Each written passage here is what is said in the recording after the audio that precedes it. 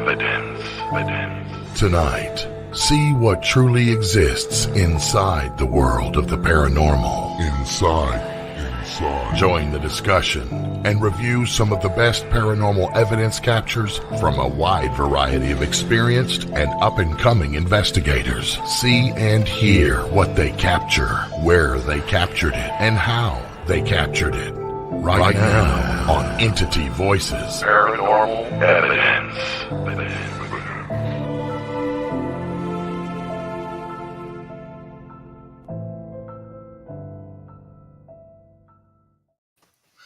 Hello, everybody, and welcome to Entity Voices Paranormal Evidence. I'm Chris without Audra. Oh, no. I'm Tony with Cherie. I'm Cherie with Tony. There you go. I'm Ron without Lourdes, without Audra, with Tony, and with Cherie, and unfortunately, right? Christoph Allgod. Yes. Lourdes is still in grandma mode, Mima mode. Mima mode is hard to say really fast, so I'm not going to do that again. That was hard. But yeah, she's having a fun time down there. The baby's adorable. Yeah. And sure Audra. And Audra, get well, Audra. Yeah. Yeah, she avocadoed her hand, which didn't look good. Which apparently is a thing called avocado hand. I Googled it right away. Yeah. Oh my God. We didn't know it was a thing. Apparently it's a thing. No. Wow. So for everybody who watches, I've been calling Audra Stigmata because she literally tried to get she's left-handed, so she was holding her right hand. Cherie can do it. Trust me, Melissa. Yes, she can. So she has the avocado in her hand, and she's trying to get the seed out, and went thunk, and literally went in the palm here, and came out over here, and severed a nerve. Oh man. Yeah. Ouchie. She found out today she has to have surgery. She severed her main nerve. Put Todd's comment back up for a second. Oh, Todd? Wait. Yeah. Hang on. It's so fast. Hang on. Todd and Carmela are sweethearts, but I thought there was some irony to the fact that it looks like the high fives that went up. There it is. Look at that. She put a knife through that. Yeah, there's a little iron. Maybe a different emoji for today. Too soon. Okay, I'm trying. Everybody trying to watch on Facebook. Right as I went live, Facebook kicked the Entity Voices stream, so I'm trying to share it right now. If you guys. Oh wow. Oh, I can do that too. Okay, hang on. I'm gonna give this. I shared it. I shared the one from Unex. Yeah, I'm sharing Ron's right now. What's up, Chad Thomas? I'll try to watch the chat too. Raul from Taylor. Yay. I'll try to mention everybody if I see them too. Thank you, Ron. No problem. I'm watching. Sometimes I don't see them both, so I have my phone here with the other one on just in case. That's avocado. Avocado. Very good, Raul. Look at that. He's funny. All right. It has been shared everywhere. Hopefully you guys can get it if you haven't got it yet. So I'm sharing it as well. So. All right. Literally, as I clicked live, it said, "Oh, by the way, we've disconnected Entity Voices Paranormal Evidence." Well, thanks for doing that to the page named after the show. Yeah. They like to do that to us on Facebook. I don't know why. Yeah. The Book of Face. Was it something I said? Yeah. And there's a lot of people on here that are my friends, that are friends of mine, that happened to Cherie today. There's a hacker that has copied my page. They did not hack my page. And they're sending friend requests to all my friends. Do not accept a friend request from me. I did not send any out. Yeah, I got one too. And Cherie says, "Did you get a friend request from Chris?" I said, "It's all good." Let me jump in here just real quick. Yes. Sure. Now, why would you copy someone's Facebook page? Get their get their profile picture and all their pictures and fill it in and all that stuff, and then go try to recruit all of the same people from their friends list. Right. Knowing that damn good and well, I'm going to go, hey, Chris, I'm going to ring him up. Did you send me a friend? No. Report. Exactly. Let me help you with that. Here's the irony of it. So the minute I post, don't accept a friend request from me, it's a hacker, all these cyber attack places start commenting in my feed. Yeah. I looked at Audra and I'm like, what's the irony of that they're commenting in a feed they shouldn't be able to see? Right. Mm-hmm. So unfortunately, I accepted the friend request of Everett. Yeah, so did I. And then he wanted to know if I heard about some new government program. And I'm like, that's not Everett. Delete. And I blocked him. Yeah, and then I changed my password. So Everett, if that was you, I'm terribly sorry. But when you brought up some weird government program for funding, I deleted. Yeah, I blocked the account just because I saw it as a suggestion for a friend. And when I understand that Chris Allgood is worthy of 2 friendships, however, I'm happy with the one I have. That's what I thought. That's why I messaged Chris. I said, "Did you unfriend me?" No. Here's the joke of it: is all of a sudden all these cyber attack companies are commenting on my thread, and they shouldn't even be able to see it, which tells me you're the ones doing it to boost your customer base. Oh, look, you got hacked. We can help you. Five different cyber attack companies commented in my thread, and my thread's private to whoever I allow to see it. And you should tell all of them that you'd be more than happy to invest in their firm. However, the fact that they're doing what they're doing proves that they're not good at what they're doing. Goodbye. Right. Yeah, bye. That's it, Rod. You said it perfectly. That's it. Everybody in chat, thank you for the kind. Y'all are so funny, and I love you. Thank you. All right, on with your regular.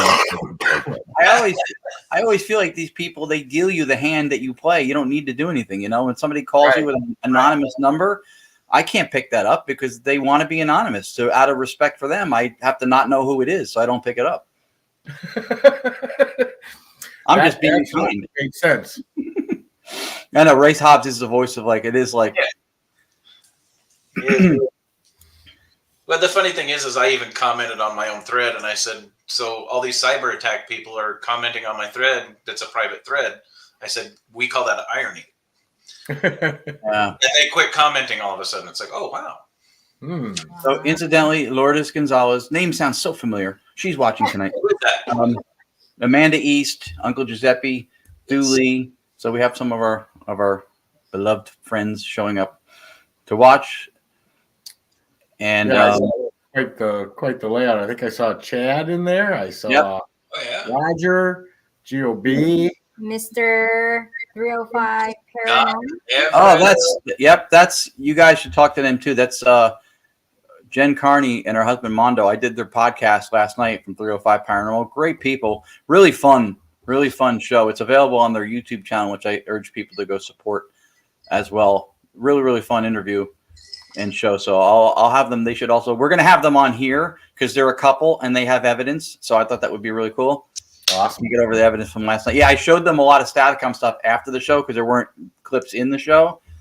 And Jenny had seen more of it, but Joy and Mondo had not. They were the 3 hosts. And so they kind of got a taste of what it is we do. Hey there, little witchy, Maureen. So. Oh, what's the rest of us? Chop liver. I know, right? I was going to say that. Just Ron? The hell, Maureen? She doesn't know if it's really you, Chris. So I'll go first since my weekend was probably the shortest.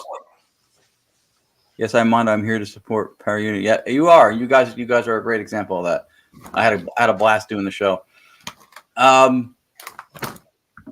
Friday night, I drove out to Pennsylvania, stayed in an Airbnb. I actually went Facebook Live for a little while doing Staticom. It was odd. I didn't have headphones. I used my earbuds for the first time for headphones and for microphone.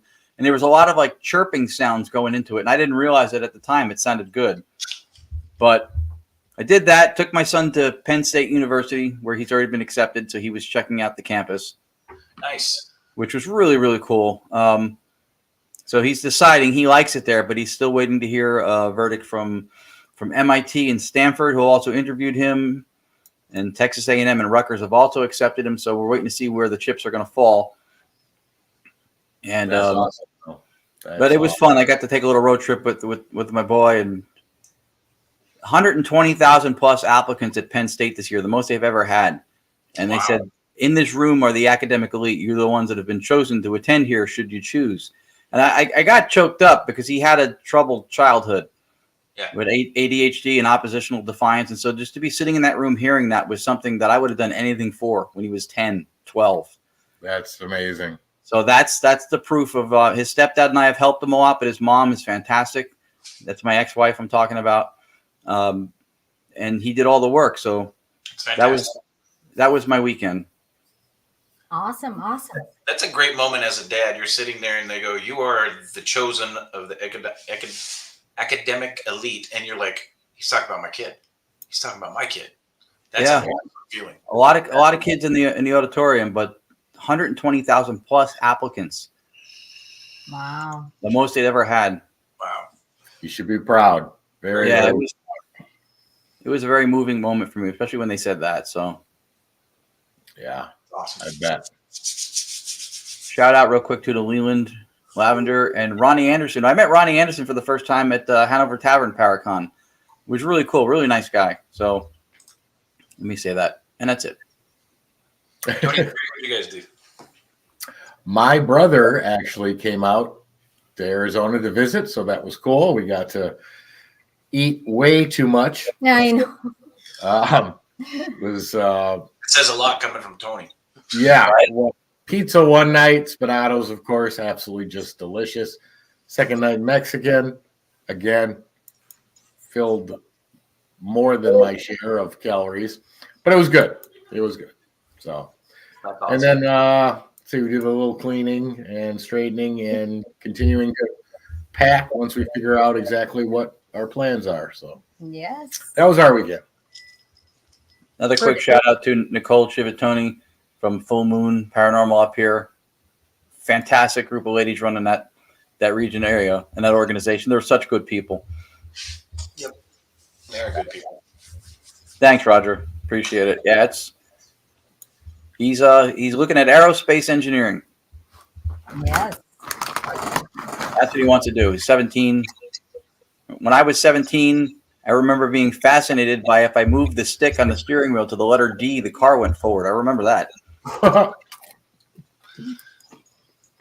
17 and a half, I dropped out of high school and joined the Army.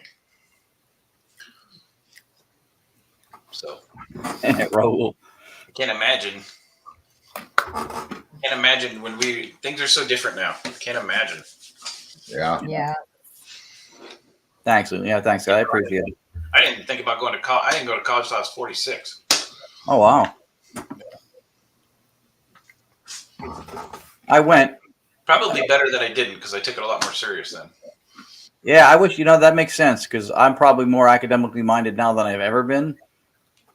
But I went, and the school I went to was a good school, but not in the Ivy League class that he's dwelling in right now with those choices. Yeah. Yeah, I graduated top 20% of my class, Delta Mu Delta, with honors. I would not have done that at 17. I would not have done that. 17, I went, ooh, beer and girls, woo! Yeah, we know how that goes.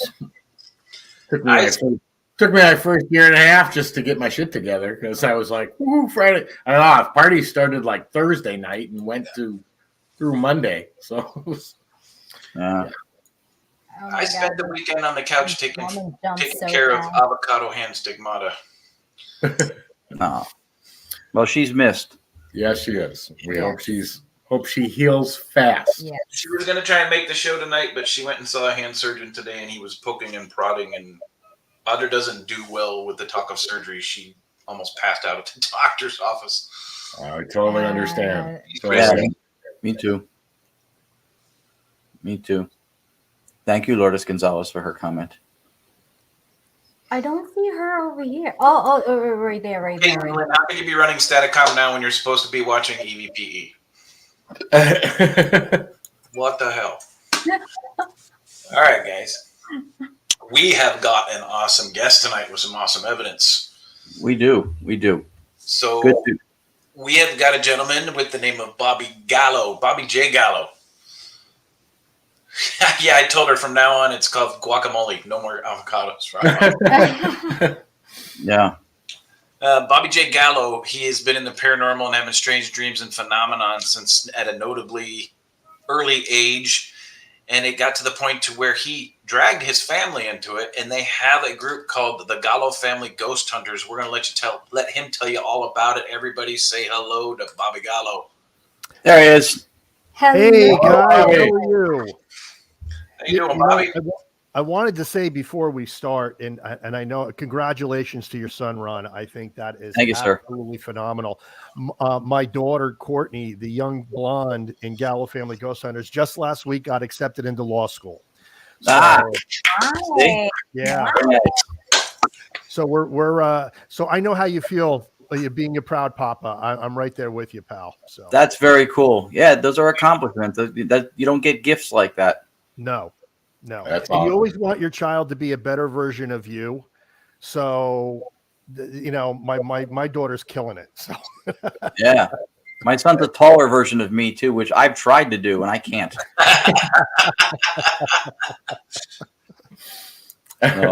Very cool to have you on. We've had opportunities to be at expos before, and we haven't actually been out in the field with Bobby yet, but we've met him at a couple of the different events.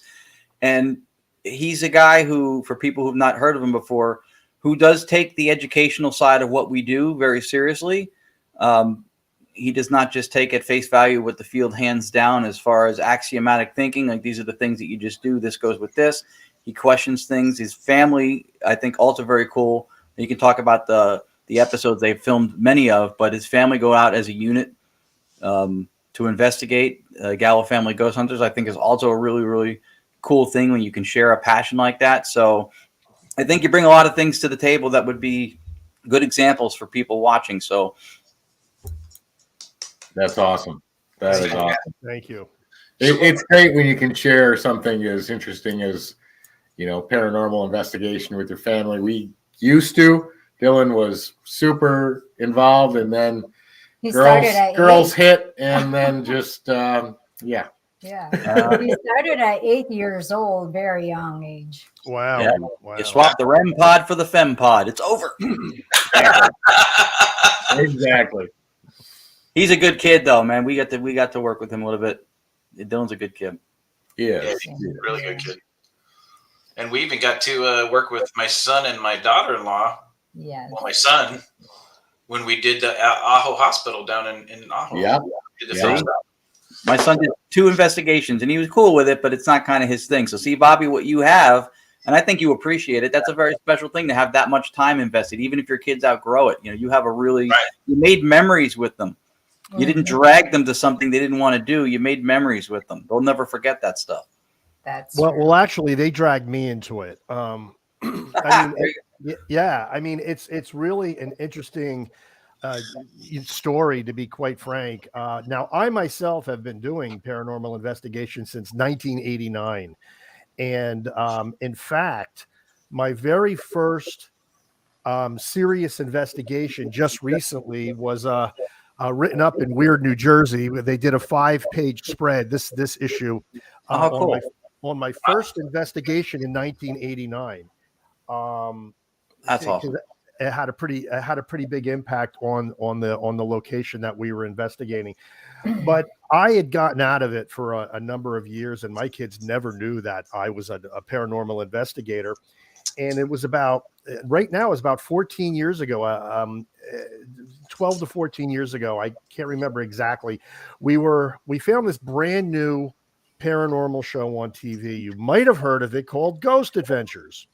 And at the time, there were very few people doing this on YouTube or anything like that. You had Paranormal State, Ghost Adventures, and Ghost Hunters.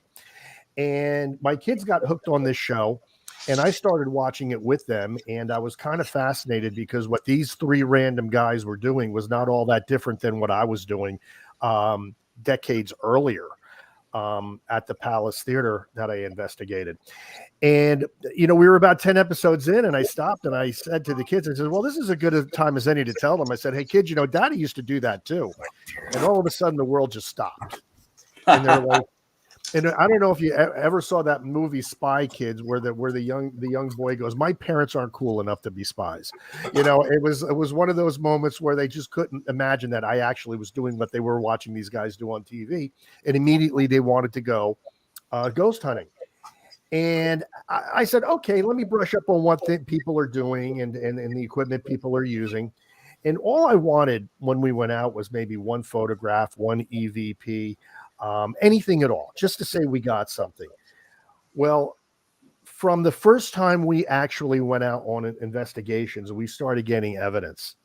And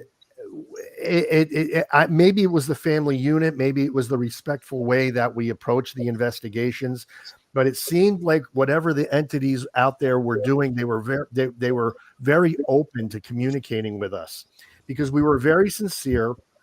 We were never out to be TV stars or anything like that. We just wanted to see if all of this was real, if there were spirits out there, if there were ghosts out there. And so I said, I'm the typical dad. I was videotaping everything. So I said, well, let me float one of these videos out on YouTube. And, at the time you could count the people that were doing videos on YouTube on one hand, paranormal videos, that is. And all of a sudden the thing went viral. We were getting tens of thousands of views. And I said, well, there might be something here. And I don't think it's just, the paranormal aspect. I think it's the dynamic of the family who ghost hunts. People were really interested in it. So we came up with a name, Gallo Family Ghost Hunters, and we started doing the web series. And the thing really snowballed. We actually got this huge fan base in Europe. They were inviting us to go over there to England and investigate castles and everything. We were starting to get television offers to go on game shows. It was crazy stuff. And so we were doing it, and the investigations were getting more and more intense, and we were getting more and more into it. And then all of a sudden, so some years passed, and I floated it out to the people that were watching us. I said, if I wrote a book, would you read it? Basically, because there's a lot of things that happen behind the scenes on these investigations that nobody knows about, because you only see a condensed 20 minutes on an episode. So I wrote Gallo Family Ghost Hunters, the Adventures and Evidence of Gallo Family Ghost Hunters, and it hit number 3 on Amazon in the adventure travel category, and did extremely well. And then we ended up writing a second book, because we ended up doing more investigations, which is Family Spirits 2. And that brings us to where we are today. But the thing that I want people to know about the web series, about the evidence, about the books, is that we fake nothing. We look across the landscape, and we look at all of these paranormal shows, and sometimes we can't even watch them anymore, because some of this stuff is so transparent, and what we see happening on YouTube equally as much. We came up with the moniker, real family, real life, real family, real ghosts. And we mean that. We don't fake anything. So anything you see in our episodes, anything you read in our book, the evidence you're about to see is real. This is what we caught. And that's pretty much our story. Nice. Yeah. Go ahead, Tony. I was going to say that's super important, and one of the dark paths of the paranormal has gone down, with people not literally paying close enough attention to what they're showing, whether it's truly paranormal or not, and just throwing anything out for views, likes, and that's a shame. And that's happened a lot in the last 10, 15 years. It went down that dark path, which is a shame, but glad to hear that your solid base is based on what you've caught, and nothing faked, and just super important. It's one of the reasons why the paranormal isn't taken seriously, because of all the other junk that's out there. So. Yeah, I was gonna, and I agree with everything Tony said. I was gonna say that I think the sad statement is not what he said; it's the fact that he had to make the statement, because there was probably a time when that wasn't a necessity, right? To point that out. At the same time, and I was talking to someone just recently about this. It's kind of, this field was taboo. You didn't talk about it. Very few people on the layperson side were involved in it. When the floodgates opened, when media and television and everything else made this more mainstream, it's kind of like, you ever try to push like a big piece of furniture? You got to move it like 4 inches, and you get everything behind it. And then all of a sudden it moves 6. You went, it went further than I wanted to. Now you got to pull it back. You can't pull it back. That's what happened. The field was moved forward and it swung so far the other way that a lot of what comes in with it is people who see the opportunity of it, not the genuineness of it, like Bobby and his family show. I saw this in entertainment when I did, because Bobby was a magician, and we'll talk about that, or is a magician. When I did stand-up, there was a period when in the 80s when every comic was getting a sitcom. And all of a sudden you saw actors who could have given a crap about the craft of stand-up doing showcases because they were figuring this is a way to get on TV. We're seeing that in this field because there's people who are influencers, and some of them, you cannot make a blanket statement. It's like racism. You can't say they're all bad, but there are influencers who are huge with their following, and they're not contributing anything to the field knowledge-wise. They're not pulling information. They're not doing anything except pulling likes. And I think this is where you look like somebody like Bobby, and he's the antithesis of that. He gets likes, he gets attention because he does good stuff. But his driving force is not, look at me, I'm special. He just does things. And with excellence, you will have people see that it's special. But I think that's a big difference. Yeah. Agreed. It is a big difference. And people need to pay really close attention to what's going on with the paranormal TV, y'all. I mean, we've gotten past the point of, wow, look at this, I caught a ghost on camera, to it's becoming more research-based and more sensical than anything else. And you see TV starting to waver. TV's not there anymore. So going on YouTube and trying to sensationalize it so you get your way onto TV is not the way to go right now. It's not. Well, I just recently, within the past few weeks, turned down a TV spot on a paranormal show, which I'm not going to mention. And people are like, are you crazy? I'm like, this does not align with what I do. Yeah. And I'm sorry. You know what? This is not a flash in the pan. And like, yeah, I know, I get it. If I go on one of these shows, I'll probably get more people at the booth, though, at the next Paracon, but it's not what I do. And I don't want to be identified with what these people are doing. So to me, it's not worth it. It's just not. Not. Right. And it's hard to not be identified with it because from the people outside of the field, that's their exposure to it. They don't see what you're doing. Right. They see what's on TV. And again, that's the good with the bad, right? If you overly indulge in something, you're going to have the hangover or whatever negative side comes with that indulgence. And we've gotten a huge media driven indulgence in the paranormal. And unfortunately, it brings a lot of that, to the table. But right. I think that some of the older guard got out of the field because they didn't like how pedestrian it became. And I think that's like abandoning the car instead of fixing the tire. Right. I think people like yourself stay in the field. That's what we need now more than ever, because that's where the experience, the wisdom, and the quality comes from. Right. Right.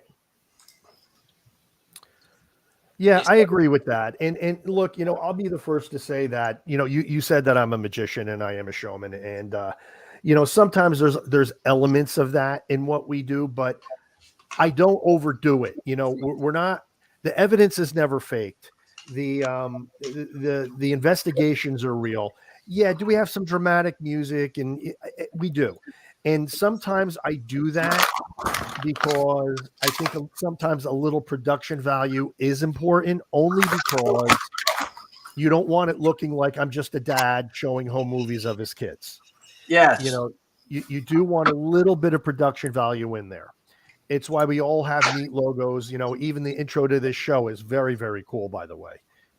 Excellent. Very well done. But you need that, I think, to draw people in. But once they're in, you have to have some kind of integrity there. Absolutely. Hey, what's up, Chris Sanders? There's another guy who in the field who we enjoy working with. Great guy. Chris. Yeah, and Bobby, you're right, and that's funny because we had someone one time with our show talk about how we get a little goofy on the show from time to time, to say the least, and about it being more serious and theoretical and all that stuff, which we do a lot of, but it's entertainment, and if you have showmanship and you have that background, there's nothing wrong with that. You tap into that too. And when you speak, it'll be more compelling to hear you talk because you know how to work or address or play off an audience. You know how to present something. It doesn't mean that everything else loses truth value. It doesn't. Right. I agree.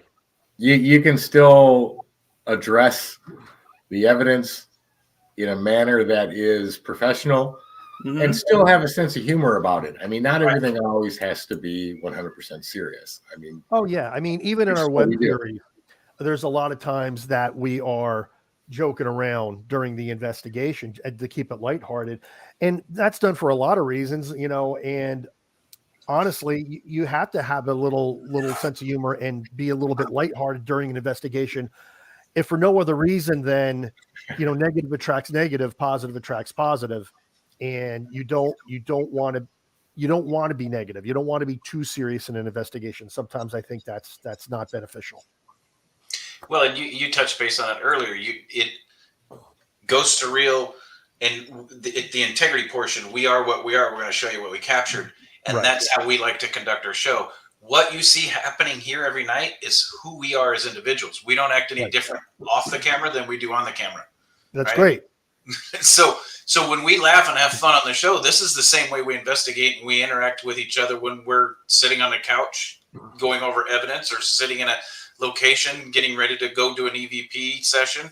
It's the same way we act. That's how we are. That's what the integrity is. We're true to ourselves, and that's how we are on our show. So yeah. By the way, I want to thank everybody in the chat. Everybody's saying some really nice things about me, and I do appreciate it. I'm reading everything. Really awesome people in our Jenny Colucci gave you a huge endorsement, and that is to me of extreme high regard from somebody like her to give you an endorsement, because she's a fantastic human being and a really good investigator and a brilliant lady. That's very cool that she said that. Yeah, well, I mean that's the end of the day. Your legacy is what you do, right? You're leaving behind the reputation and what you do. And I think even if you did 1 million TV shows and wrote 1 million books, if the quality of what you left behind, the impression is not there, you know. Right. Hey, Marianne. I agree. Speaking of integrity, Bobby has submitted some really, really good evidence clips. I'm not surprised. So since we're calling Entity Voices Paranormal Evidence, we have a lot of stuff. I didn't know what I was going to submit, so I kind of, you know, did a truncated best of. I think it's the best of anyway. We'll see. Well, the fantastic thing is that it says leaps and bounds to what kind of evidence you capture when you have trouble sending. Yeah. It's like, what do I send? It's like, you got such good stuff. I know. I knew when I asked him, I said, just send this, you know, whatever you feel is some of your best. And, you know, and I'm like, it's like asking him to separate snowflakes. Like, what is he going to do? well, you know, what I sent were actual clips from the investigations. Cool. So you'll see these things as they actually happened, which I think is cool. You know, one of the nice things that people say about our show and about our books is that when you either read the book or watch the show, it's like you're investigating with us. That's really the way we try to put it together. We want people to really get absorbed into the whole atmosphere of what we're doing. Absolutely. So I'm going to use our audience as test TVers. So last week and the week before, I shared the screen to see if the audio was better. This week, I'm going to start Bobby's evidence in StreamYard. You tell me from last week's show if the audio is any better in the StreamYard than it is sharing. And if it's better in sharing, y'all, let me know, and I'll go back to sharing because I have them right here ready to go. So I'm going to start with StreamYard, and you tell me if the audio on this is worse than last week, and I will show you that clip again, and I'll share it with the audio. So let's start. I think it's usually good. I think only when it's like some of the EVPs that we all catch, or sometimes are a little bit low, but you hear them. I think the compression on StreamYard kind of squashes some of those. Yeah, and I don't want that to happen because that really pulls away some good evidence when we can hear it. And you're going to let me set these up, right? Yeah. So the first one I'm going to show Bobby is Can You Read? Okay, great. Can you read? This is really cool. We were in the Battle of Huck's Defeat, which is a Revolutionary War village that was preserved. And there was a Revolutionary War battle in South Carolina that actually took place there. And we were getting some things through an Ovilus type of device, some words, some names. And then I said, there's a list of names downstairs. I said, let's go down and see if any of the names that we were capturing on the Ovilus are listed on this roster. So we go down, and I have my EVP recorder running, and Courtney, who was young at the time, starts reading the names off of this list. And all of a sudden we get an EVP that comes in as clear as day that says, can you read? Because our reasoning was something was questioning the fact that this little girl can read, because 200 years ago, little girls probably were pretty much illiterate.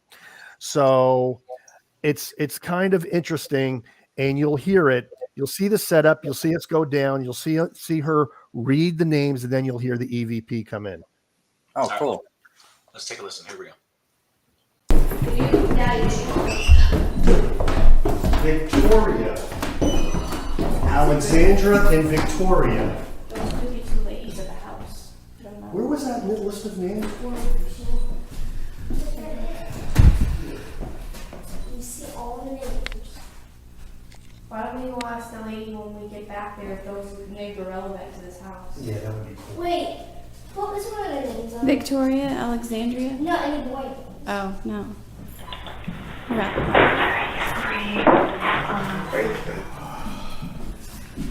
can I see the ghost people? They only have stuff about the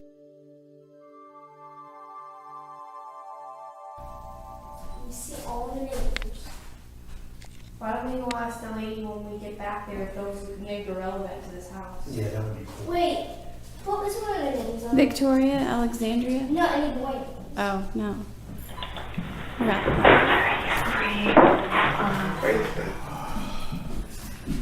can I see the ghost people? They only have stuff about the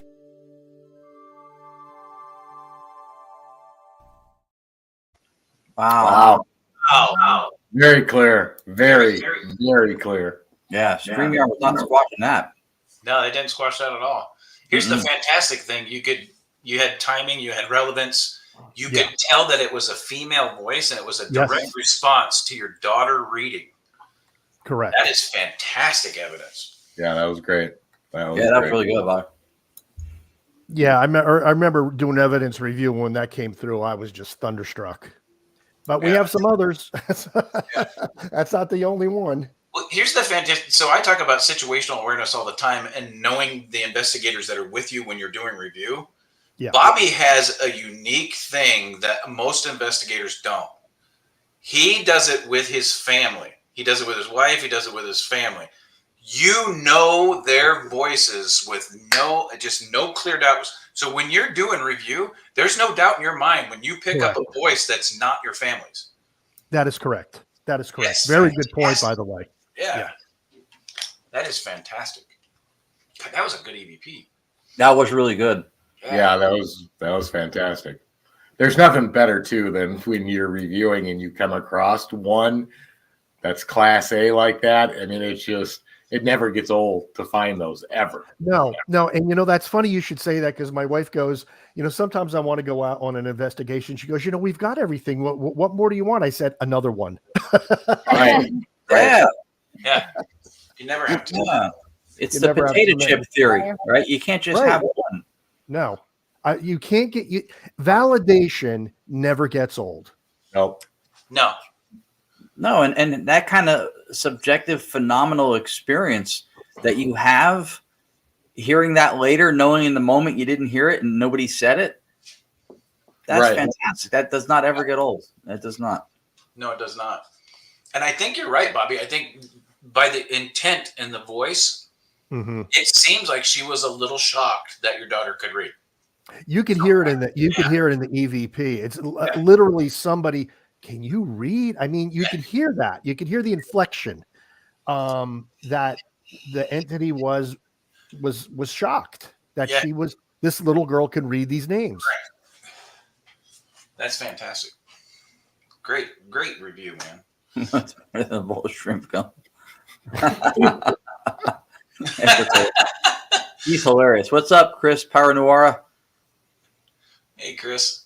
So the next one we got, Bobby, is laughter at Old Burial Point.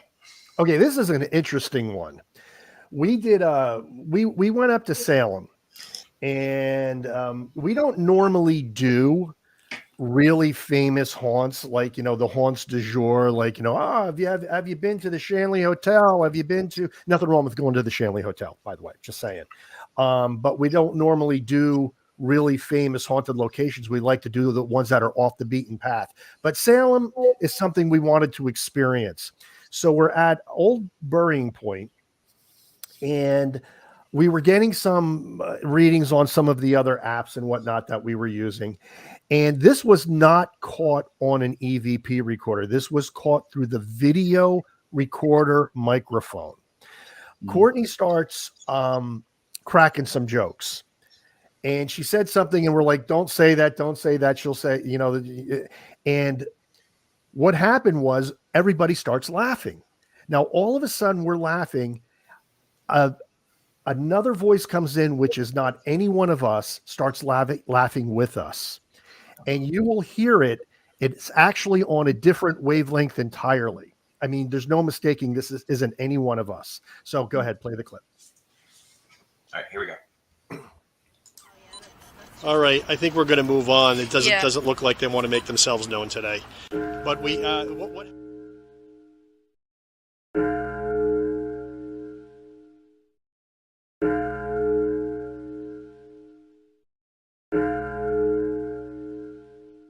Give us a recap, girls.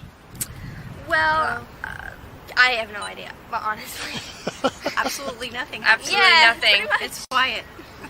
It's quiet. Quiet. It's quiet. Quiet. It's quiet. Quiet. It's quiet. Quiet. It's quiet. Now, Nicolette, you were getting some blips on your ghost, your phantom radar, but they're going in and out. Is that right? Yeah, there's one, but I doubt it's anything. It's just a little blip. Right. Words we couldn't make sense of. Yeah, see, it's little blips over in this area. And basically, the IOV list was some words were relevant, some weren't. Yeah, looks like these ghosts are a rap piece. Yeah, it looks like it's a pretty calm place. Wow. Yeah. Definitely different voice. Here's what I like about Bobby's clips. Bobby indicates where the EVP is coming, but you don't need to. They're so damn good. You don't need to. And there's something predominant about that clip too. So your wife's not in. You can't see his wife's face during that clip. One, Bobby knows his wife's laughter, so he knows that's not her. But you watch her arm in that video clip, and we've got a lot more to go through, so I'm not sure if we'll go back through it real quick. But her arm, when somebody laughs, they move. Her arm doesn't move. She's absolutely still. So you know, he knows it's not her, but we know it's not her either because she's standing completely still. Her arm's not moving at all. And it doesn't matter who's doing it. When somebody laughs, they tend to get that move. There's always an indicator that they're moving. That's a good point. Yeah. That's Very good point. And I agree. I think the presentation's great. I don't think you would miss the EVP without the presentation. Yeah. But I also think that the whole power of suggestion and making you hear things, whatever, is completely overrated and completely overblown he's putting what he hears. And if it sounded different or it wasn't there, he couldn't make you hear it. It has to match the cadence. It has to be close enough to what he's hearing, which is an argument for what he's hearing. So putting the words there is not leading anybody. No. But what it does show is that the presentation, there was an effort and somebody cared about how it was presented and how it was recorded. Right. Agreed. But yeah, it was fantastic. You give that lead in and you don't need to. The evidence that you provided is so clear and evident. It's like, man, you don't even have to lead us into it. Even new investigators are going, man, I heard that. He didn't have to tell me it was coming. Yeah, it is good. That's fantastic. All right, the next one we got coming is Come Back. Oh my goodness. Well, okay, now this one you're actually going to see me explaining it in the camera. But let me just give you a brief synopsis. I'm really brief because I'm going to be saying it again when you watch the clip. Renee and I, we thought we had an investigation that was a bust. We didn't think we got any evidence or anything at all. What I didn't realize is that I had my EVP recorder running as we were leaving the cemetery, which the sun was almost gone, and we're tripping, we're going, and all of a sudden we ended up catching probably our best EVP ever. That's all I'm going to say, because you'll hear me explain it more on the clip. Cool. All right, here we go. And we have we cut the two EVP clips out, and we're going to play the first one for you. And this was just as we were walking back to the car. And let's see if you can hear exactly what it says. I don't want to step on anybody. Let's try that again. I don't want to step on anybody. Let's try that one more time. I don't want to step on anybody.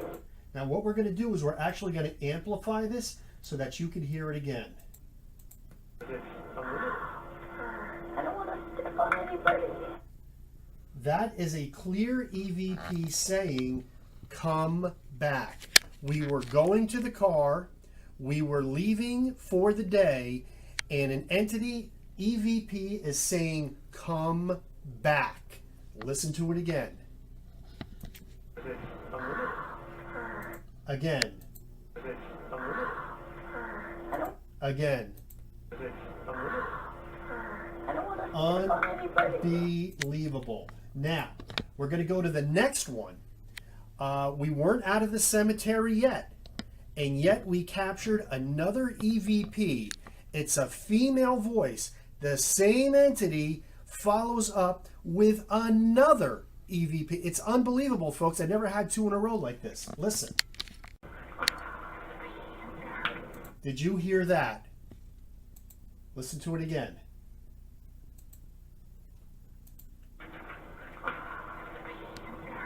Again. Again.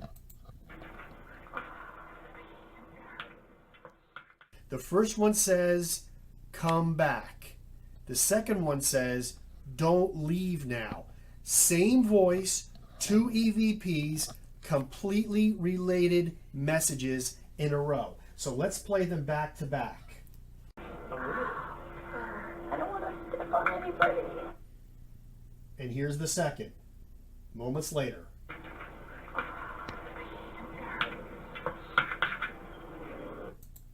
Come back and don't leave now, just as we were leaving the cemetery for the day. Wow. Good stuff. Yeah, good stuff. The audience caught it before I even got on to say anything. That is, they did. Voice, same exact voice, same tonality, same everything.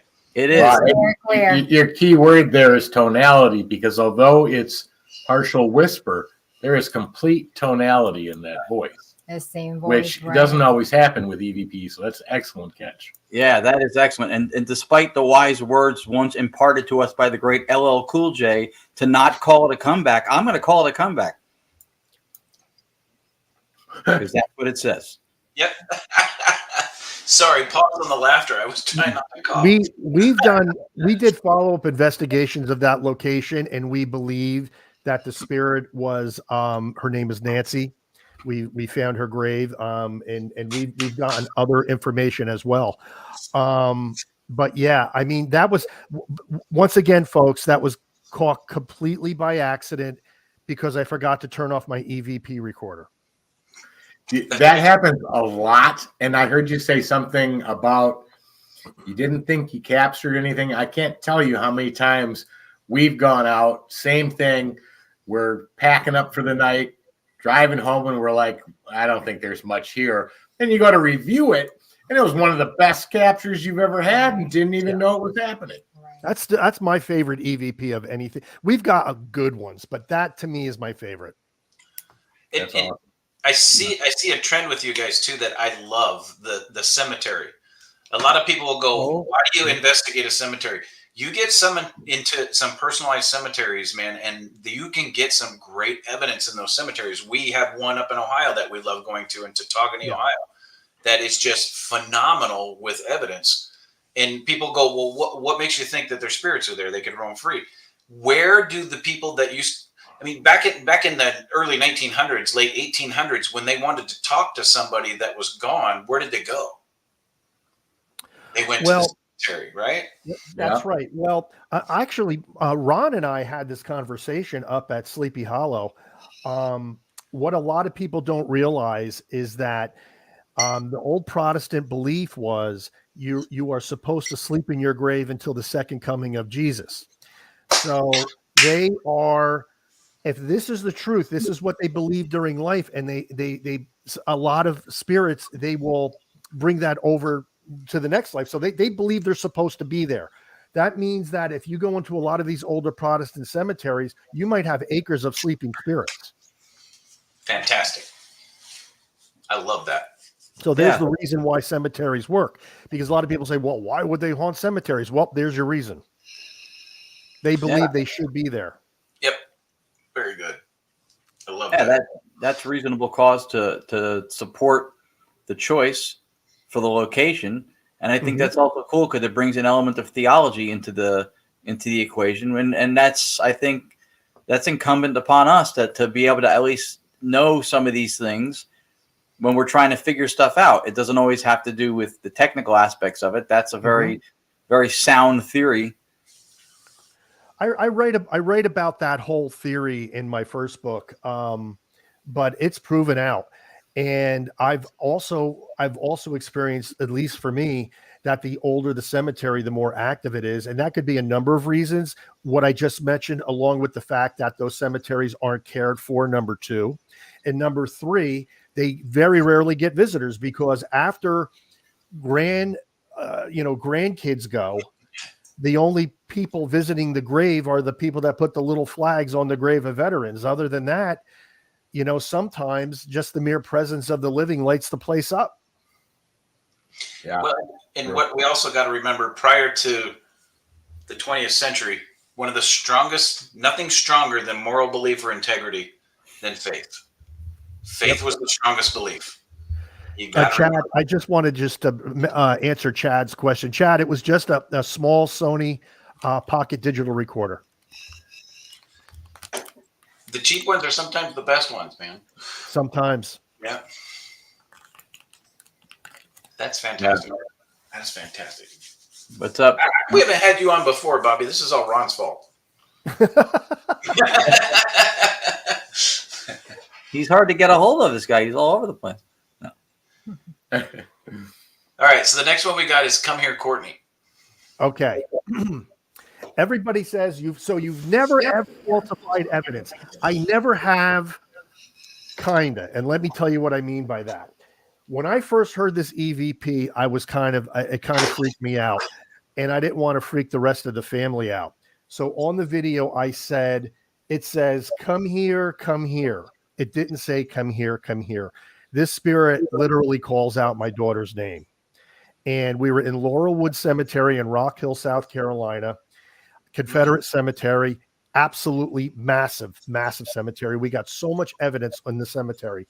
But at this point, you're going to hear the spirit say, "Come here, Courtney," even though it says come here on the video. All right, here we go. Confederate soldier right here.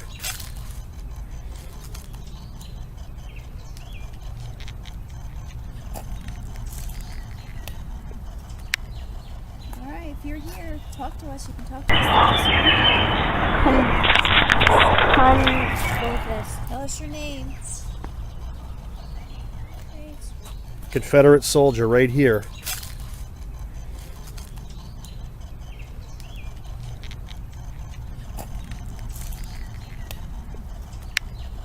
All right, if you're here, talk to us. You can talk to us.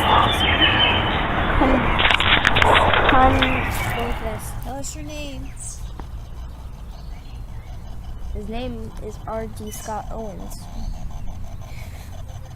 So, Courtney, tell us, what do you have going on there? I have the Ghost Meter Pro mode to older ghost mode. So what is older ghost mode? What exactly is that?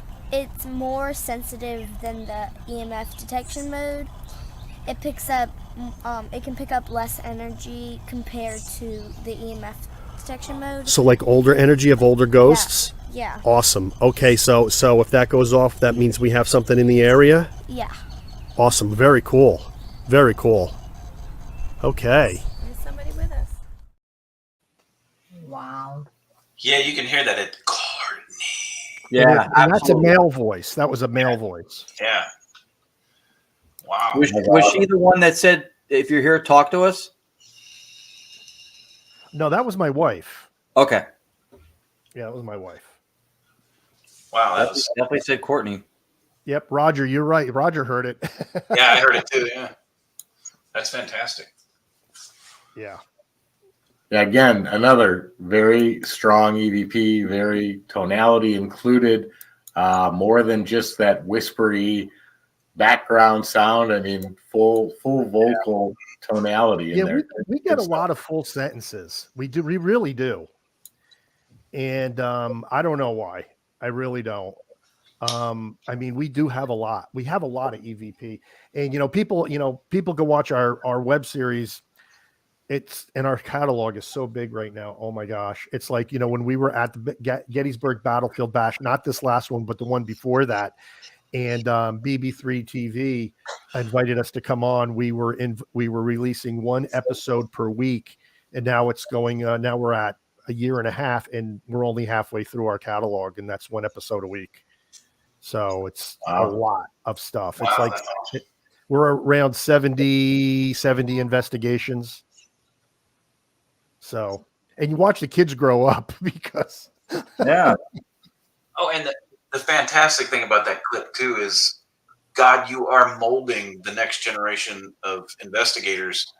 So not only are they comfortable going out and talking to spirits, but your daughters, they know what the equipment does. They can describe it to people. That is fantastic what you're doing, Bobby. It's fantastic. Yeah, Thank you. I agree. Thank you. Yeah. Do you think your kids, when because so far we have 2 clips and mostly are sound like younger spirits, do you think they're the one that's attracting, Yes, without the shadow of a doubt. If I go on an investigation myself without my family, like I do a solo thing, I don't get nearly as much evidence. It's that they're beacons. Yeah. It's definitely them. They're the reason we get the activity. I am 100% certain of that. Yeah, I think that's what, Yeah, it makes a difference. Yeah. It's the intent too, Yeah. I mean, Right. they have sincere intent. They really do. And they're fearless. These kids were fearless. I mean, they would go, well, you'll see when we do the apparition, you'll see how fearless these kids are. I mean, it's amazing. Awesome. Yeah, well, it makes a difference too by your upbringing of them, because they were never told, oh, that's not real, that's not true. You kept that door open, and because that door was left open, they're comfortable investigating. They're comfortable with knowing that spirits can respond, will respond, and that makes a big difference as well. I mean, kids claim to see stuff all the time, and parents just squawk, that's not possible, you're imagining it. That's shit. I do want to say there was a few times when they did get a little scared, but it was only because we felt it. We felt, sometimes when you feel the negative energy, we all feel it. Yeah. It's amazing because we were all connected as a group. And there were, thanks, Todd. We were really, we were at one cohesive group. And there were a few investigations where the energy was so oppressive that we all felt it. And those were the only times they really got scared. Oh, that happens to any investigator when that occurs. So that's totally understandable. Well, that happens. Yeah, that happens to us that have been doing it for 20, 30 years. Right. Nervous at times. Yeah. Oh, yeah. For children to not experience intimidation, it's because of what you gave them, which was education. Correct. I think they had a familiarity with what was going on, and that's why their experience was different. So that's really, she was completely poised on camera, explaining what the thing does. Right. Well, you did a phenomenal thing. You didn't paint the Hollywood picture where ghosts are scary. You painted them as these are people. Right. Mm-hmm. And by the way, that's the girl. That's the girl that was just accepted into law school. So just to let you know. Oh wow! Wow. Oh, wow. So, yeah. Well, So, some of these clips are more than 10 years old. Oh, they are. Oh no, these are not new. No. That's phenomenal. But then again, and that only goes to show that they were captured with, I don't know, what we would consider now to be primitive equipment. But sometimes that stuff worked great. Oh yeah. What's phenomenal about that? I come from the metaphysical side, Bobby, in case you didn't know, but I love that though. No, because I'm in tune with that.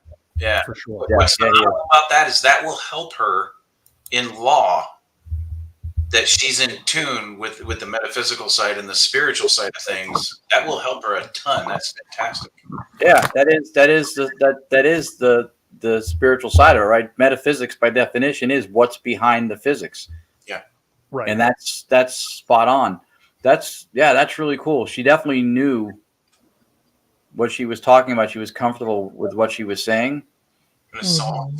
Yeah. Yeah. All right. So the next one we have is stairway orbs. Okay. Now, we all know that there are airborne particulates that cause orbs in pictures. I mean, that's no mystery. But when somebody sees the orbs with their eyes and then you catch them on video, that's cool. Now, I'm going to tell the audience that these are a little bit hard to see, so you got to really look. But what really sells this is this. I capture the orbs on the video, and then you're going to hear Courtnee again, the girl that we just saw. She's going to say, "Dad, I don't know if it was just dust, but I saw them on the stairway." So she saw what we captured on video. So there we go. Okay. Ah, very cool. Here we go. Huh, okay, yeah.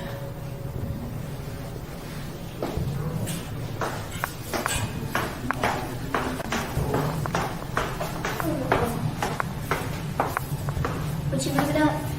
Huh? Would you move it up? Well, because we figured out, because the beam is very wide, we're actually setting off around here. Yeah.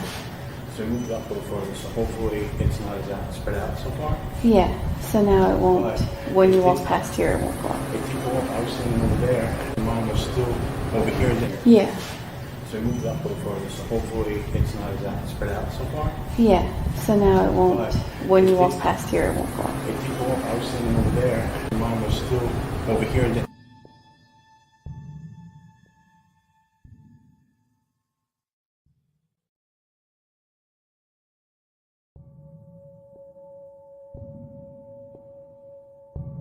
Turn the corner, it went off. Was I? No, you were still there. This was about 3 or 4 minutes ago. But why is that? Because I was just at the top of the stairs. Yeah.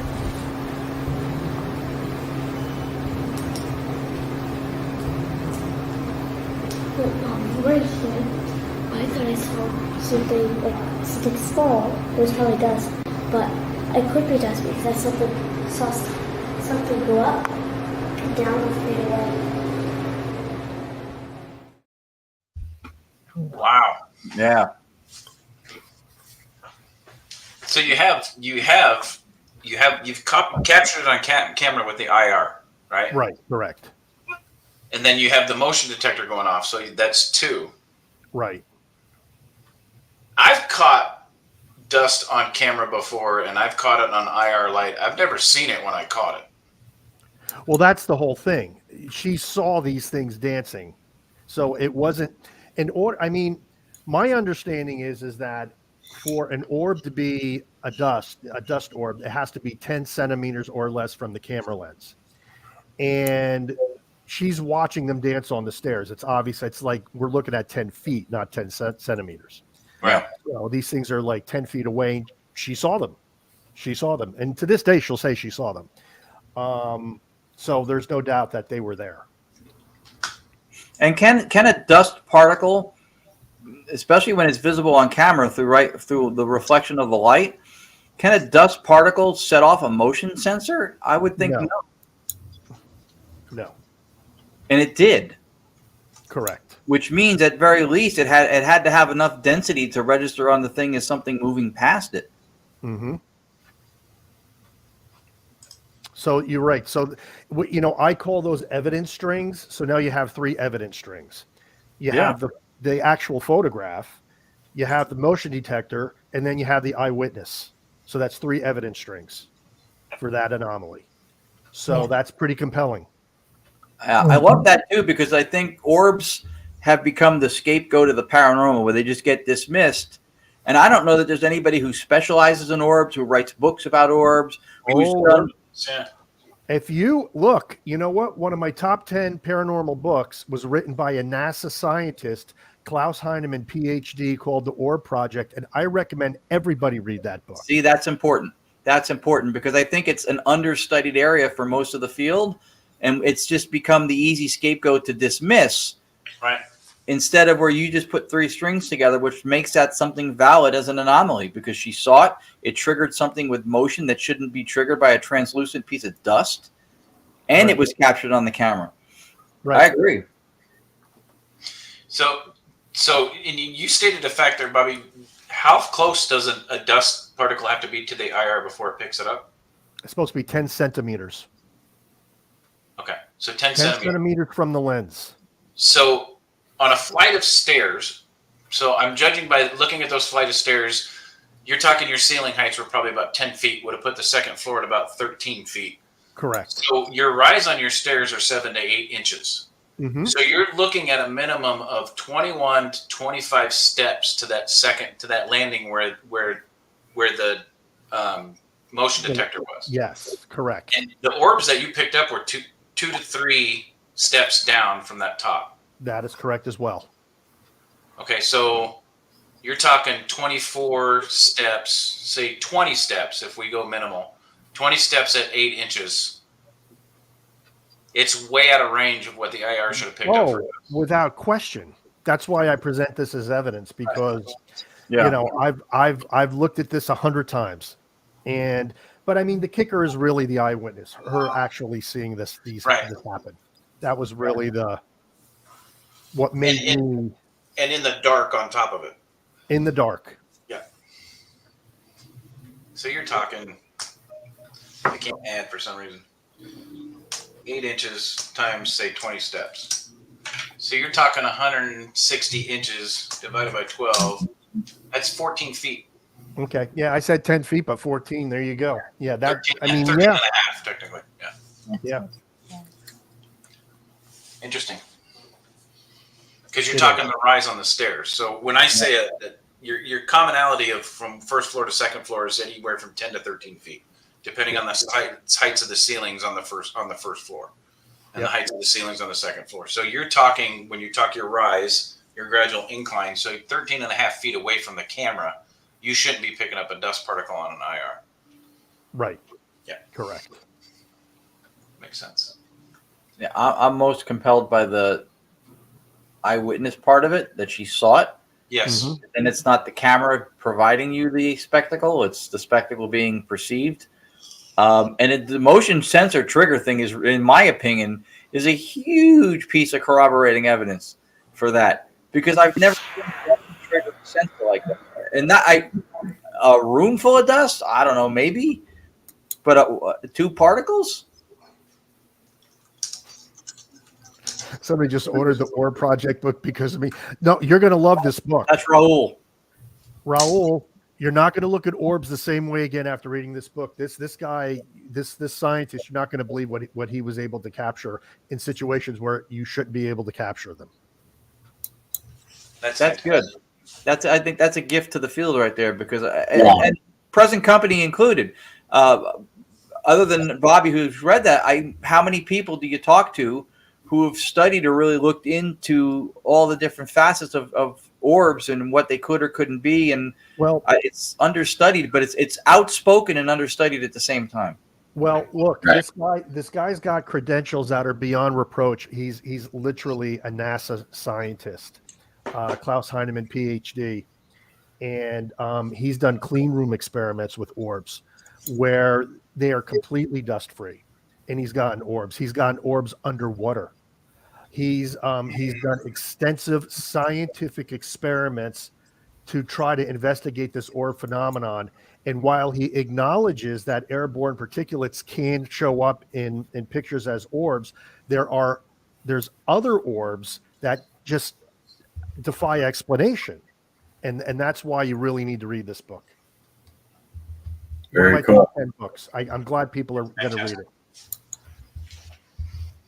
It's called The Orb Project by Klaus Heinemann, PhD. Interesting. How weird is that? We were just talking about this last show. Yeah. Yeah. I feel like a majority of people who just dismiss it like it's silly have not done that research or even read or familiarized themselves with that research. I will often say when I get shown photos of that stuff, that's not really my area of specificity.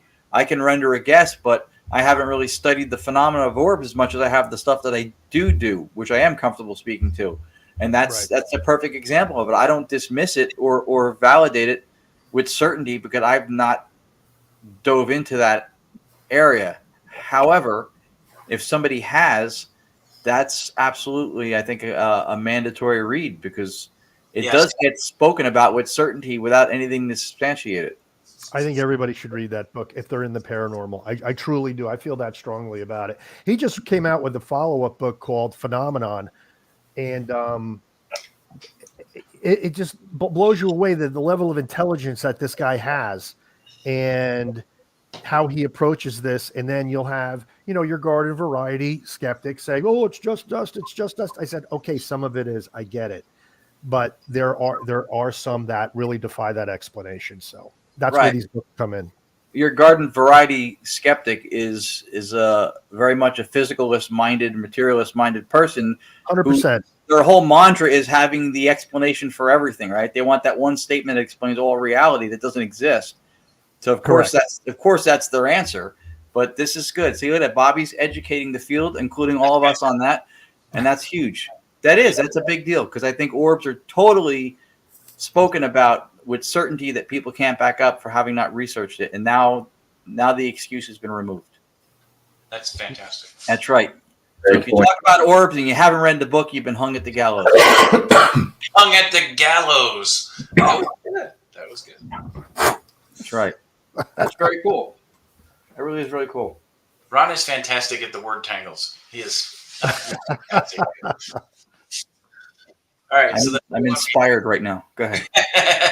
I love it. I think that's great. I mentioned in the beginning of the show that this is someone who does not look at the educational part of the field as an option. Right. Correct. It's not something you maybe do. You do it if you're going to do it. Correct. Well, there it is. There's proof. The bad part about that is how many times have we all done review and had an orb and just went dust, bug, thrown it away when it could have been valid evidence. True. Very true. I could go on and on about this subject, but I won't because I know we have more clips. All right. Speaking of, let's get to the next one. Next one, Little Child. Tell us about that one, Bob. Okay, great. We were at this haunted farm, and I heard about it. I on social media, I contacted the owner. I said, we'd really love to. It was in Lancaster, South Carolina. I said, I'd really love to come and investigate the farm. So we did, and we were doing it. And this farm, they said, all the activity is in the barn. Well, boy, was it. I mean, there was things walking on the roof. We got all kinds of photographic anomaly. But one of the things that stood out to me was this one EVP. And again, it was about Courtnee, where an entity states that she's a little child. No one. All right. Here we go. You did? Yeah. Well, you're my sensitive, so I trust you. I trust what you say here. What was that? Is that what the code was? There we go. Okay. Folks, we're here in Rose's barn, the site of an open gate, an overgrown open gate. You'll see it right over here. Well, we've just been getting incredible activity here. We have got one of the largest ectoplasm orbs I've ever seen on camera, which we will be showing you. But also we're getting a big temperature drop right there About how many degrees, Nick? From here, it's about 6 or 7. 6 or 7 degree temperature drop. That's just, there's no reason it should be that much. We're trying to do some EVPs, but there's definitely something here.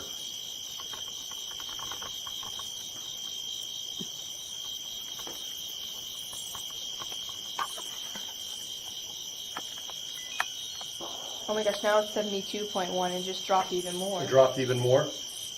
Did you die here? No disrespect. No. I just got. What? That's a big bug. Right? Would you Say it again? Did you die here? No disrespect. No. I just got. What? That's a big bug. Right? Would you? That is Yep, super clear again. But did anyone notice that voice sounds very similar to the other voices we've heard? I know that. Yeah. I get goosebumps right now. Seriously. That voice seems to be around her quite often, and there is some real similarity in voice structure, tonality, speech. In every one of those we've heard. That was not the same location. Oh, it doesn't need to be. Yeah, and I'm just saying. No, it doesn't. You're right. You're correct on that. Yeah, I'll bring up the name Michael, and that's all it takes. Right, exactly. Yeah. It Wow. probably follows your daughter. Yeah, that was a very similar, 'Cause it's the similar same voice. everything. I can tell you, I miss Audra and Loki when they're not on the show, especially when EVPs like this come up, because you can almost hear what she's saying, and those two would have nailed it. Yeah. And told us what she was saying there. Yeah. That was really good. Yeah. I got to tell you, the more clips you show of your daughters talking, Bobby, the more I'm blown away. The technique that your daughters use are better than some of the current investigators that you see in the field today, and that is just phenomenal. I know we got to move on. I thought the thing you were going to say was how she said no disrespect. Yes, that was awesome. Sheree said that right away. Yeah, she said, "Wow, there's the respect." Yeah. Yep. Well, we taught that to them early on, that these are people. They might not have bodies, but they're people. Right. And yeah. So you need to be respectful. That's so true. That's fantastic. Yeah. Yeah. All right. So the next one we got is Sproutgate. Okay. This is the first. This is the same. This is the part one of the investigation. I had heard of this small family burial plot on the internet. So it was near where I lived when I was in the South, and I went. It was on private property. So I went to the owner. It was a big plantation house. Walk up to the door, knock on the door. Stately woman comes and answers the door, and I tell her who I was, and I pointed to my family who was in the car, and I said, "Can we have it? Can we have permission to investigate the burial plot? I promise that we will be very respectful." She said, "Yes, absolutely," and she gave me some background information on the people. The main person in the burial plot, the patriarch of the family to this day, was a Revolutionary War hero named Thomas Sprott. And he was a friend of the Catawba Indians. And in exchange for his help in defending them against the Shawnee Indians, which they were having a war at the time, he would help the American troops defend against Lord Cornwallis's march toward Charlotte. So I went there first without the family. And when I got there, you're going to see something very unusual happened with my EMF detector. I've never seen it.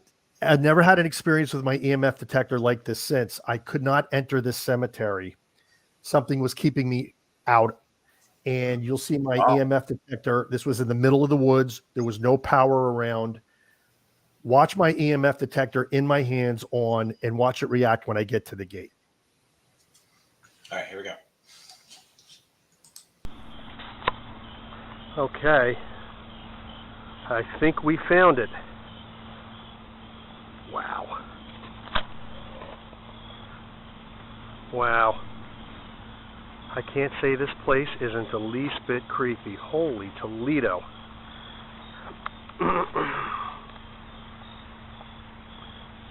Okay, we're going to get the Ghost Meter Pro out here. Wow. Oh my goodness me.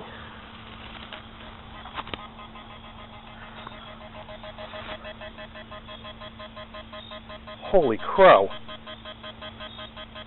Whoa. Oh my gosh. Folks. Unbelievable.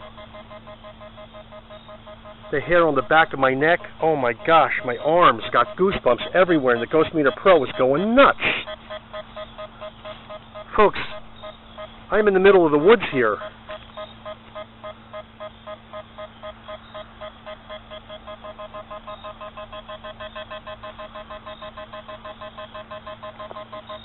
Folks, I'm freaking out right now. Folks, it's near nightfall. This is unbelievable. The Ghost Meter Pro is going absolutely crazy.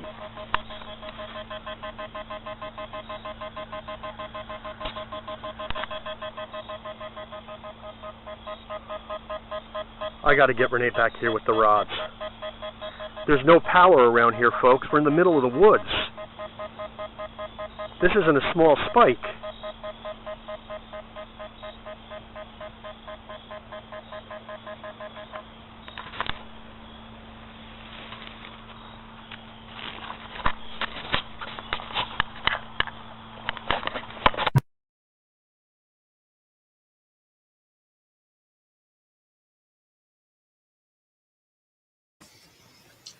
Wow. I was scared. Yeah. I could not enter. I'm telling you, the hair, the whole, it was so charged. The area was so charged up. But this is now, this is not the whole thing. We came back later with the entire family. And this is when we actually caught our most famous piece of evidence. We believe it was the spirit of Thomas Sprott. And in the next clip, you're going to see my daughter, Nicky, the older of my two daughters, and she had a Bell & Howell S7 Slim IR camera. She was watching as this spirit was manifesting from an orb to an ectoplasm cloud to a full body apparition standing right next to me. And the whole time she's watching this through the LCD viewfinder, she's freaking out. She's like, Dad, you got to see this. You got to see this. And I'm trying to be Mr. Professional saying, no, honey, we'll do evidence review later. And she's like, no, you got to see this now. And what she caught blows our minds to this day. And you're going to see it. I mean, it is what it is. So I'm actually going to share the screen on this one so we can play the video. Okay. While you do that, something else that needs to not be something we fail to point out. We all heard Bobby say that these are not new clips. He is not at a loss for detail and description of what went down, how it went down, what was used when it went down. That's how attuned he is to what he's done. That he has a recollection of all those details. And he didn't film these last week. No. Yeah, good point. Good point. And talk about situational awareness. Bobby is, just exhibiting this constantly with where his family is, the location he's at, where he's at in the woods. He's describing it as his clips are going. He's telling us his situational awareness. That is, guys, that is the key component other than when you're analyzing the evidence to saying, hey, this is paranormal. That is just phenomenal, Bobby. Man, we need to get together, especially if you come down to South Carolina. We're not too far from there. We're just outside of Charlotte. So phenomenal. Get him down to the Montgomery house. Yeah. I'll have to send you that. I'll have to send that one to you. But here's the video, and the reason I want to share it is there's a couple points that I want to go back to once we finish the video to show it. So here it is. People will come out and clean it up for you. Does that make you happy? Yes.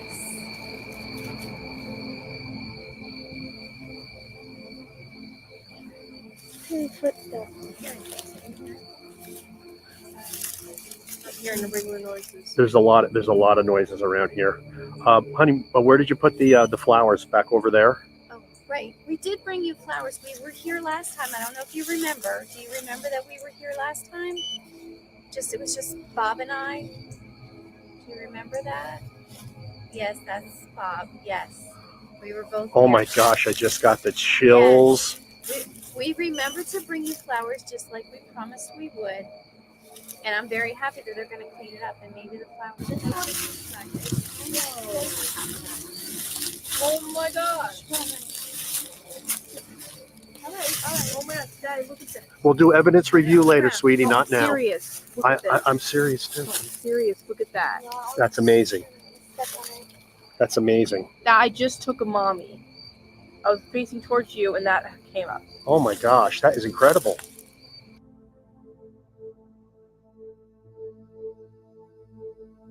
I need a flashlight for that. Hey. I just saw it again. No, I'm serious. I kept this. Look at. See, mommy, how still mommy is? That is another one right next to mommy. That's amazing. Look, show this. You're right. You're right. There's nothing that could be doing that. Renee, look at this. Look at this. It was right by you. Aww. That's because you're speaking in the recorder. Thank Look at that, you. folks. That's unbelievable. Isn't that amazing, folks? Yep.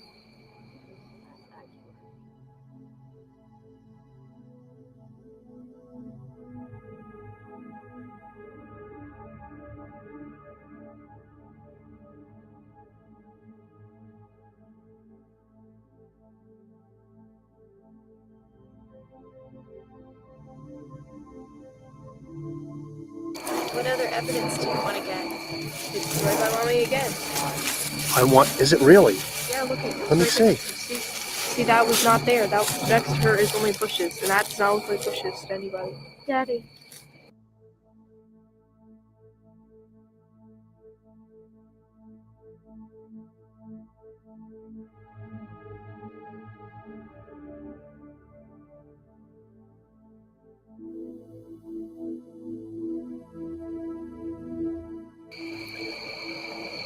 Are you standing right next to me?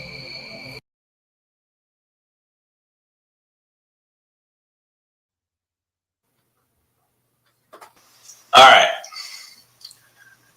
Damn. Wow. Double wow. Double wow. So let's go back, because I know a lot of people are gonna. Let's go back to the first image. Mm-hmm.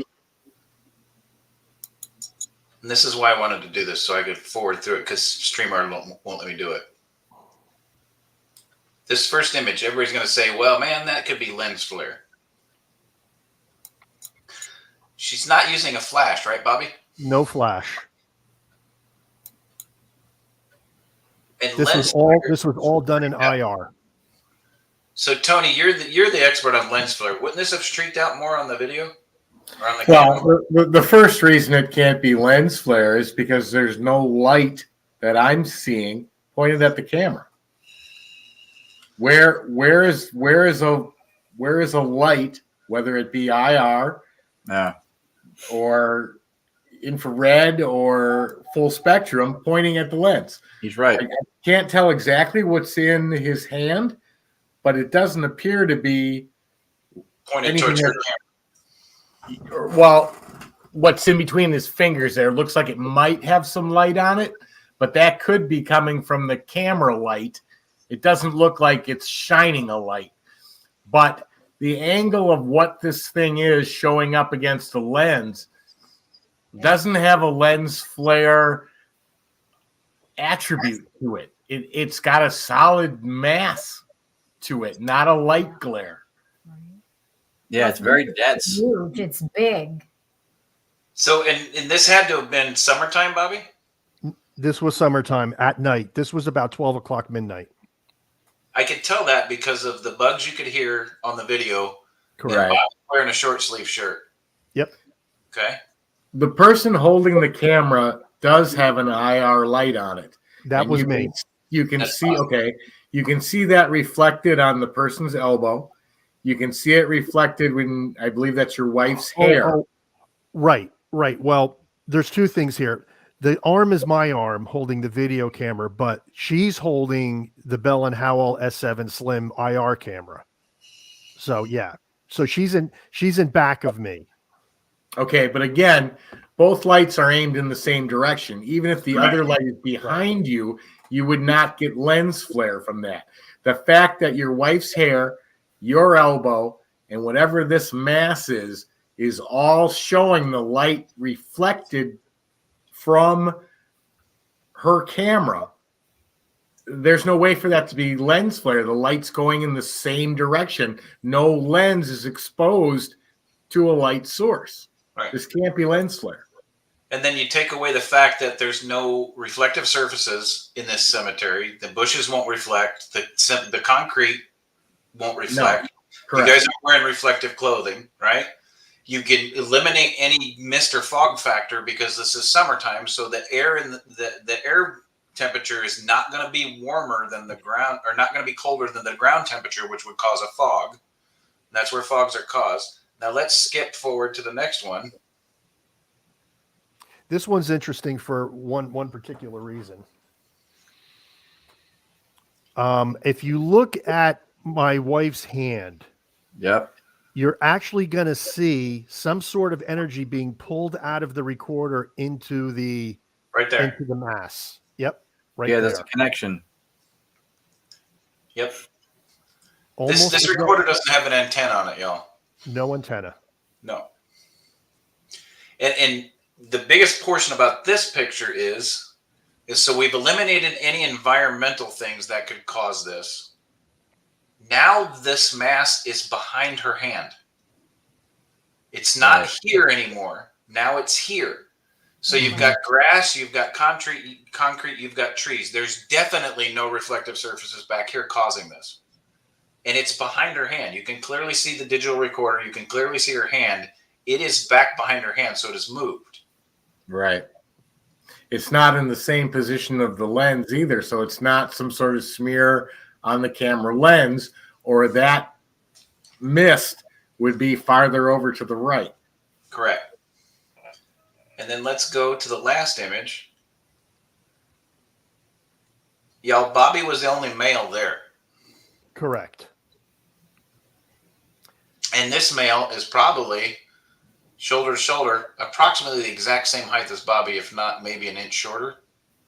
Yeah, it looks closer to the camera than he does, or maybe just because of the posture's turned a little bit, so like it's slightly behind him, but angled a little bit more left shoulder towards the camera. Yep. But that certainly looks like a person in a coat. Yeah. Yep. Oh, absolutely, and it's reflecting the IR light from the camera as well. Right, and most of our friends don't reflect IR camera light. No, you can see Bobby's not reflecting it. No. And the most intriguing part about this is, y'all look, that's a butterfly collar. Exactly. Yeah. Look at the collar here. This collar was a few decades prior, if not even older. And it's, God,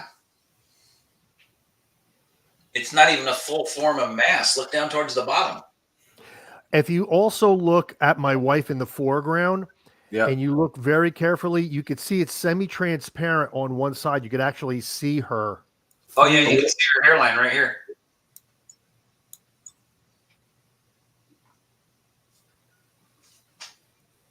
Yeah. But if you look at the bottom towards the screen, it's not a full body apparition because the lower portion of the body is not freaking there. Where you can see Bobby's waist here, this one ends and starts to dissipate. Yeah.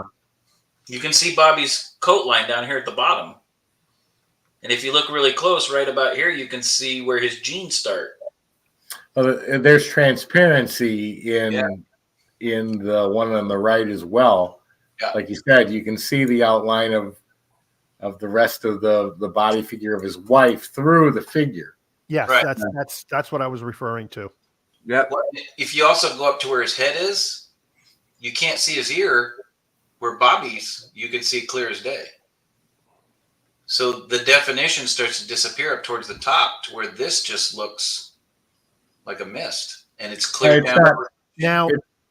Now keep in mind, we asked this to happen. Like, we actually asked the entity. If you watch the whole video, you'll see we asked if it would pose for a picture, and it said yes through the rods. And that's when we got the series of anomalies culminating into this. So we actually asked him to do this, and apparently the entity obliged.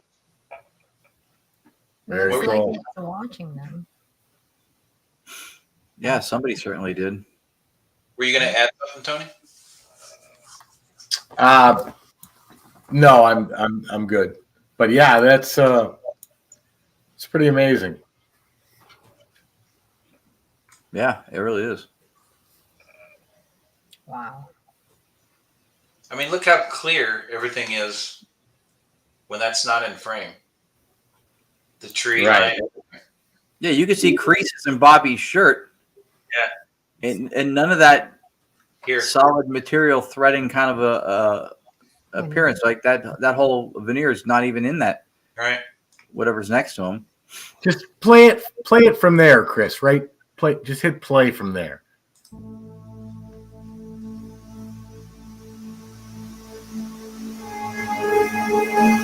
Well, this is a still photo, right, Bobby? Yeah, that's a still photo. Oh, okay. No, see, this was taken. This wasn't taken with the video camera. Obviously, I'm wearing it right there.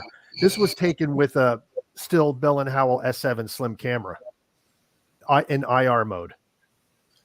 So Bobby's got the video camera here. Yes. And his daughter's taking stills behind him. Correct. Gotcha.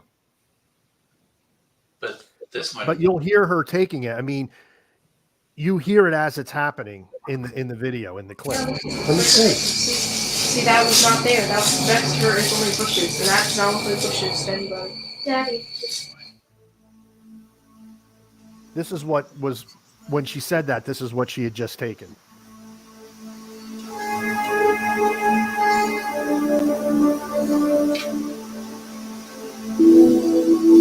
He almost looks like he's checking out your camera. Wow. Now, just to let everybody know that since this video, they actually fenced off that cemetery because there were people that watched this video and wanted to go meet them. Oh, I can imagine. Yeah, so that if you go there today, you won't be able to get anywhere near that burial plot. Yeah, so disregard the question I sent in the private chat asking where that farm was. Yeah, you're not getting there anymore. There's signs all over the place. And I do think that was because of us, to be honest. So what are you going to do?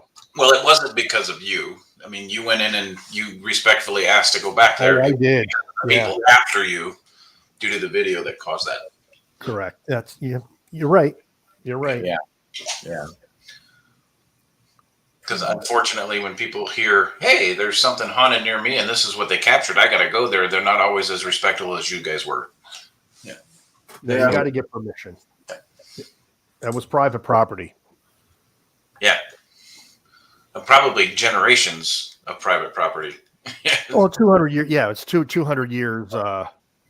Thomas Sprott lived during the American Revolution, basically. Yeah, I know Anthony Simonelli knew that camera. Oh yeah, I own 3 of them because every time one pops up on eBay, I buy it. Now 3 is good. That's fine. They don't make them anymore, but you can still every once in a while one will pop up on eBay. Yeah. And for everybody watching, yes, in the South there is still property that has been in the same hands of the same family for 200 years. Mm-hmm. It still happens. PPIT just did an investigation last year at a property where the great granddaughter was living on the property and had been in the family since the late 1700s, and they still had 200, 300, 400 acres. of property. Started out at thousands of acres. So yes, it still happens here in the South. So, which is phenomenal. Wish it actually happened more than it actually does. But land development is an evil thing sometimes. Yeah, agreed. All right, Bobby, we have reached the point in the show we call shameless plugs. You've already plugged your books a couple times, but go ahead and plug them again. Tell us where we can find you, what you got on sale, where to get your books. You know what? We don't make any money on our videos. Our YouTube channel doesn't generate anything. The only way that we subsidize our investigations is through book sales. So if anybody wants to read our book, which has gotten great Amazon reviews, Family Spirits, The Adventures and Evidence of Gallo Family Ghost Hunters, just go to, this is available in Barnes & Noble, on Amazon, but if you go to ghosthunter.ws, that's ghosthunter.ws, that's our link tree, and it has our entire paranormal world. It has our video series. It has where you can get the books. And yes, somebody just mentioned it, so I will plug the. I just wrote a book on how to be a magician too, so that's also on Barnes and Noble right now, and of course, Family Spirits 2, which is our second book. So those are all at ghosthunter.ws, but you can go right to Barnes and Noble as well and get them. Can you give us a sample of your magic? One of your magic? No, you know what? I can't. I'm not in the zone. I'm not. Maybe one day when I see you, I'll do something for you. That's fantastic. Awesome. Bobby doesn't cross his paranormal with his. I don't mix my worlds. That's all right. That's awesome. What about websites, Facebook pages? What do you got, Bobby? Again, if you go to ghosthunter.ws, our Facebook page is there, our Twitter, our all our photo dump pages, our web series pages, it's all on that link tree. That's why I just give people one URL to go to, ghosthunter.ws, and then everything is there. That's fantastic. Awesome. Awesome. Tony and Sheree, what you got coming up? Taxes. We all have that. Yeah. All right. Yeah. From the paranormal to the scary. Yeah. Mm-hmm. Yeah. Mm-hmm. I don't know. We've definitely got stuff coming up. Some of it's a ways away yet. But some exciting stuff coming up. We're really looking forward to it. And of course, still have a ton of tests of Staticom to keep testing. And that's going to continue. So, yeah. Ronald? Well, Mima Lourdes is coming back. Yay! Rumor has it this coming weekend. So that's exciting. We're revisiting the Masonic Lodge we did in Bayonne, New Jersey, the week after on the 17th. We're doing the Patchett House with Full Moon the 24th, and then we're doing a pre-investigation for the Morris County Parks, who have a bunch of locations at the Richard Michello we do. And that'll lead us into March, but definitely some and more Staticom test stuff as well. So we got to get Bobby out to something on the ground with us, because yes, it's a lot of EVPs to stay in one family. We need you out there. Yeah, great. That'd be great. Oh, can I mention one thing? I will be. Of course. I am on the card at the White Hill Mansion Paranormal Expo on May 11th. Very cool. So I'll be speaking, and I'll be appearing there as well. So if anybody wants to wait till then to buy a book, if they're planning on going, that'd be great. I'd love to meet you. Fantastic. Cool. That's cool. And as a fellow author, I will highly encourage to check the books out and show them the support for that. It is an achievement. It's work, even though it's enjoyable. So much work. It's work. And so he's got some good books available. So definitely find your way out to buy those. That's fantastic. Yeah. And Audra's got a surgery coming up, but we will be announcing the opening season for the Montgomery House. I'll be posting it to our Facebook pages and getting that out there, opening that up to investigations, our 1830s plantation home here in North Carolina.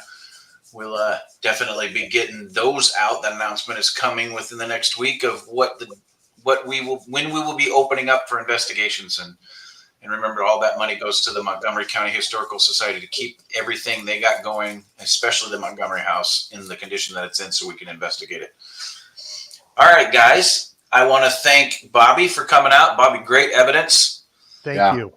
Great family you got behind you doing the investigations with you, and great teachings that we are seeing from what you're doing here with your family. It's phenomenal that your daughters are as in tune with investigating as they are. It's phenomenal to see. Raul, you can stay at my house if you'd like, bud. You're invited to come down anytime. He's a great guy. He's a great. By the way, he bought both my books. Raul's an awesome dude. He's bought all mine too. He's a very supportive participant in the field, and he's very funny. Amazing man. He's very fun. He's fun to work with. Yeah, he's fantastic. I want to thank everybody for joining us tonight. We will see you next week, same time, same station, same people. Maybe Audra and Loki will be back. Oh, one of them. She's back. Yes, please come back. Depending on when Audra's surgery is, depends on when she'll be back. So, guys, we appreciate you guys coming out. Remember, if you want to catch some great EVPs, you want to catch full body apparitions, not only do you have to use your investigation skills and be as skilled as Bobby Gallo and his team of investigators, which are his family, the Gallo Family Ghost Hunters. Man, the evidence that Bobby presented us tonight is fantastic, and the way that he's throwing down what he knows to his daughters and moving the generations forward is not only para-unity, but it's family unity, and that is fantastic. So if you want to keep it in the family, you got to do two things. You got to get out like Bobby and his family does, but most of all, guys, you got to stay haunted. All right, guys, we'll see you next week. Have a good night. Thanks, everyone. Good night, guys.